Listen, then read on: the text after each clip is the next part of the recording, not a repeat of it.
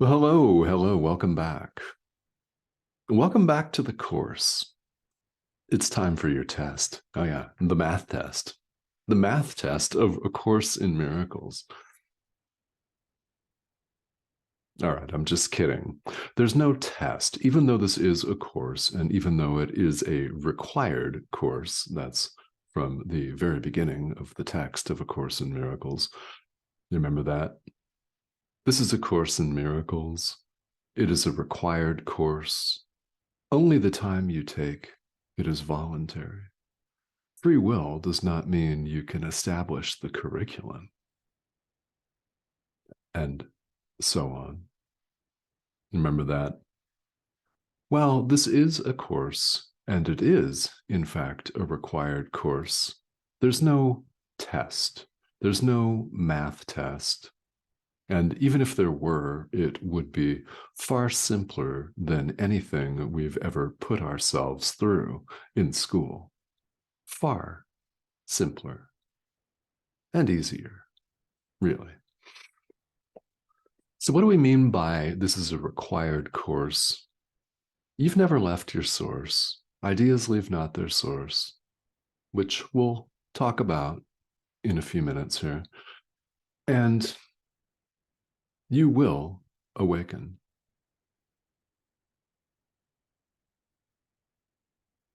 You will. You don't have to believe that at all. You can choose to deny that categorically and completely. You could label me as completely full of shit. And the same with every spiritual teacher everywhere of every tradition throughout space and time. Complete wastes of time and oxygen. You may do that if you so choose. We have, each and every one of us, the choice in the present moment between exactly two options: love or fear, God or the ego, light or dark. Choose. We have the opportunity to choose right now. And yes, you can choose otherwise. You can choose to run and hide. You can choose to ignore everything that we call spiritual in this lifetime. Yet you will awaken. It's inevitable. It doesn't have to be in this lifetime. The question is when.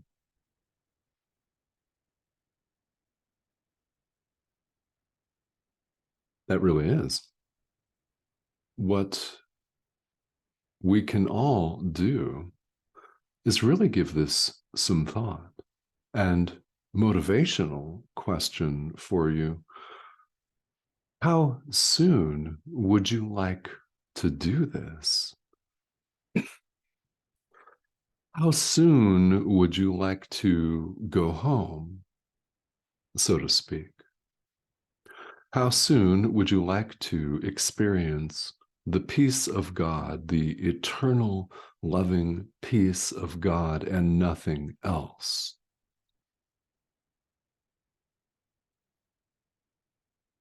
And perhaps you wish to wait a decade or a lifetime or more. Or perhaps you're ready right now, today. Again, we're all invited to choose. It's the choice that we get to make in the present moment.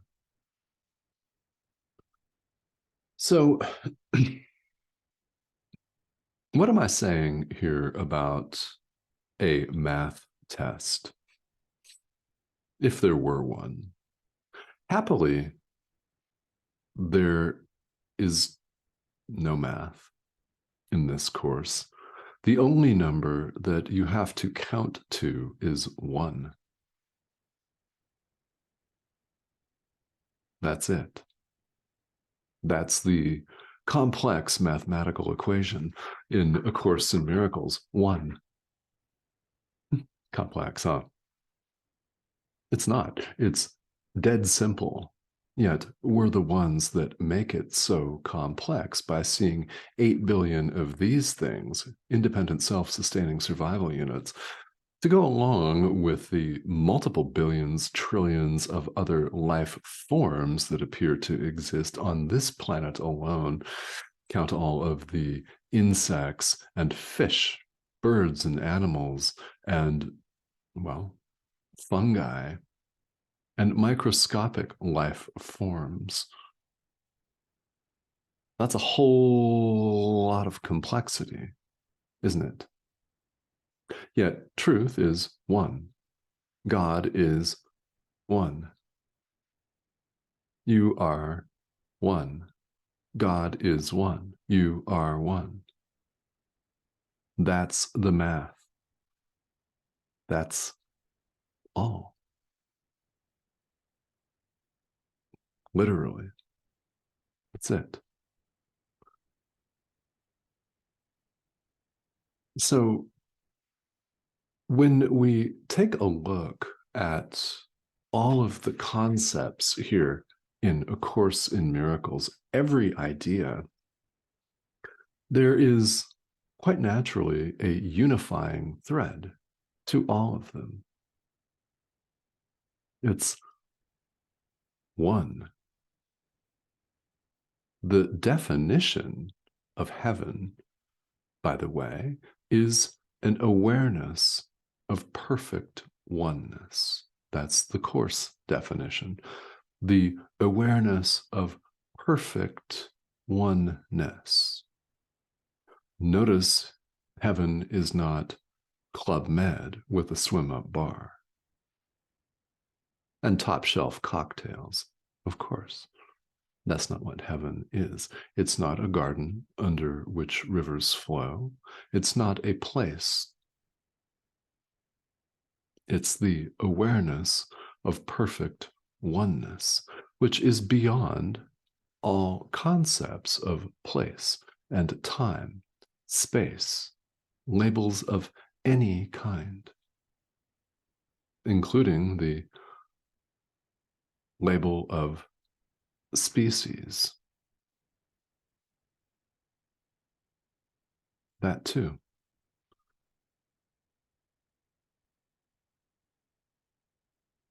That's the case because it's oneness. One equals one. It does not equal 8 billion. In perfect oneness, there are no distinctions, so there is no place. Here in the world, we think of space and time, and we think of being in a certain location. For example, I appear to be seated on this thing called a stool, in this thing called a room, in this thing that we refer to as a house, in this place that's referred to as the United States, in a place within that place, a thing that we call Arizona. That's where I appear to be. When we identify with a place, we're excluding all other places, aren't we? When you label something or yourself, anything at all, you're naturally in the process of labeling, implying that you're not anything else. Other things, other people are outside of you. That's duality. Subject, object. Me, you.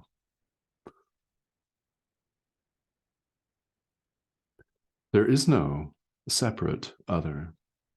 There is no separation of any kind. One equals one. So what we call the spiritual path is what we call a journey, or a process, a walk, maybe. It is a process of returning, or so it appears, to our natural state of perfect oneness. Returning to heaven, going home. These are all terms that we use to describe our setting the ego aside.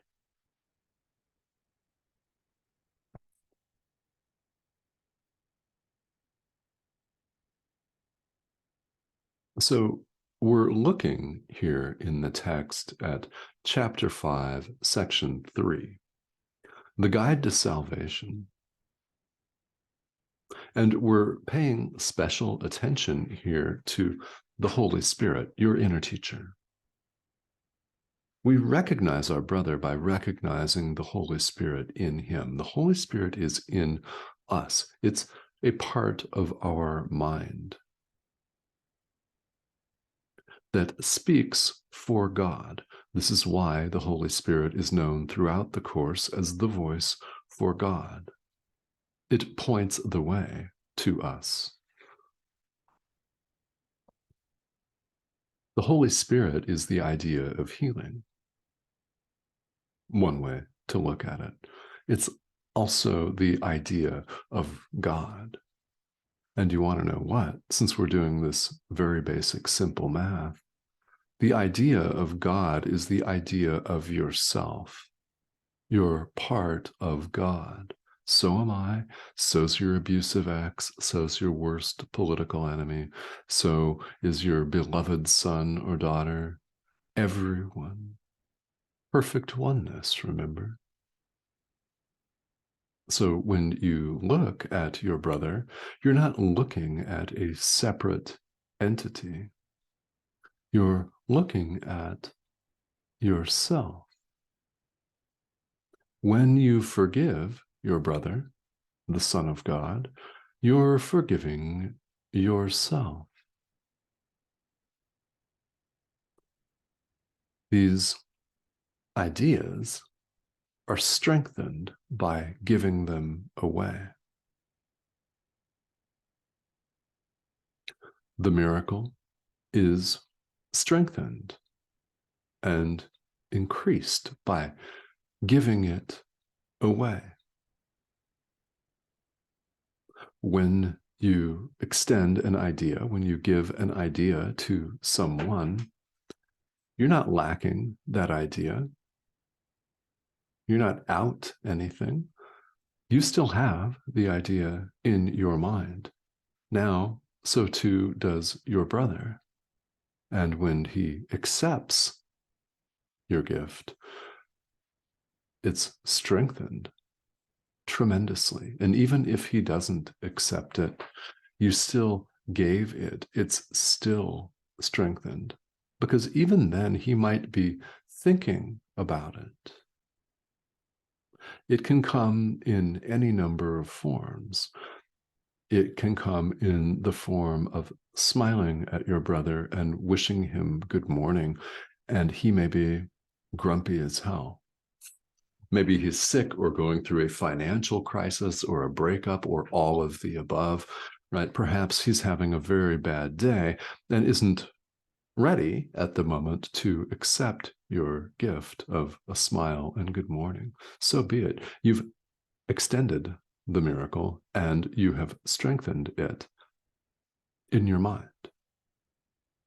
Eventually, your brother, who's thinking about how kind you were and what a, well, complete jerk he was to shrug you off or say something that some people say, like, well, what's so good about it? The idea, the loving idea that you extended still in his mind. He's just not ready to accept it yet. And when he does, then it's strengthened even more.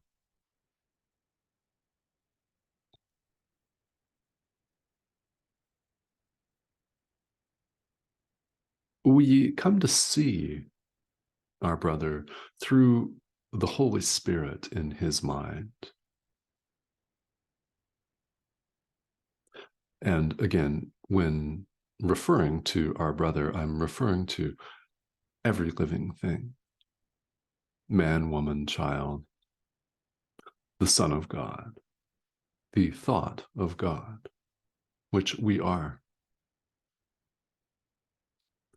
One, perfect oneness, a very prominent idea and one that I love to bring up on these videos, and I'll do it again, is that ideas leave not their source.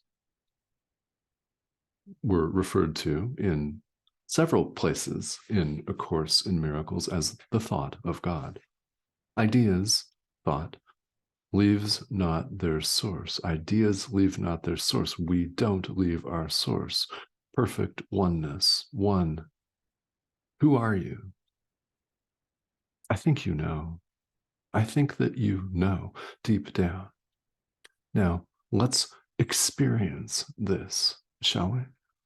All of these videos, every spiritual book that you may ever read, no matter who the author, no matter who gives an audio presentation or a YouTube presentation, it's all a call to awaken.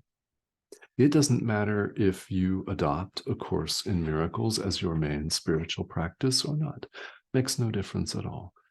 All roads lead to God in the end. Why? How can we be so sure of this? Only God is. Where else would roads lead?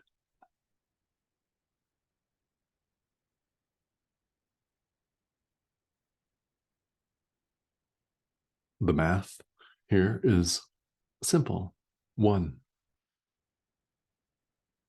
So you don't have to get out your advanced trigonometric calculator, or you don't have to perform advanced calculus, deep physical equations. One. And you will awaken. When? I don't know. I don't know. You will. You've never left your source. All right. So, as always, here on the spiritual path, questions arise. If you've got questions, please feel welcome to leave them here. And we've had some very interesting questions, some very insightful, very thoughtful questions here recently. And the subscription button is the arrow, the red arrow right here. I'd love to have you join me. If you've not subscribed, please do so.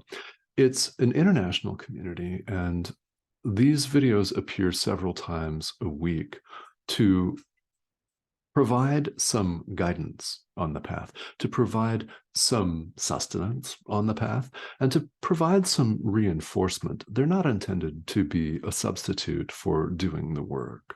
They're not intended to be a substitute for reading the course material. They're not intended to be a substitute for doing the workbook lessons or your meditation or mindfulness practice, whatever that looks like. They're intended to help us stay on the path and inspire us to continue our function of forgiveness, of extending the miracle to the Son of God. So to that extent, I thank you for joining me here today, and have a beautiful day, guys, and I will talk to you soon.